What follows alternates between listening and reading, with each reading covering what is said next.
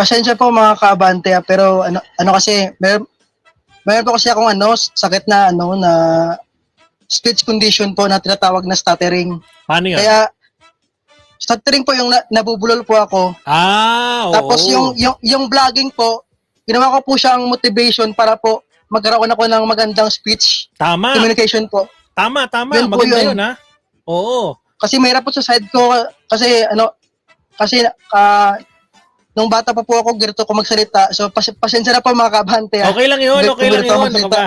Okay lang yun. Oh, At least nalaman pa namin yan. na ang dahilan pala, isa sa mga dahilan ng pag-food Opo, vlog naiyak po mo, ako nun. maliban sa gusto mo itong ginagawa, para matulungan din ang iyong sarili. Kasi kumbaga malaking bagay Opo. na maayos mo yung sa stuttering, no? Tapos magiging mahusay ka makipagsalita, makipag-usap, Opo. magsalita. Nakakatuwa yun na kumbaga in your own little way, no? Tinutulungan mo ang iyong sarili.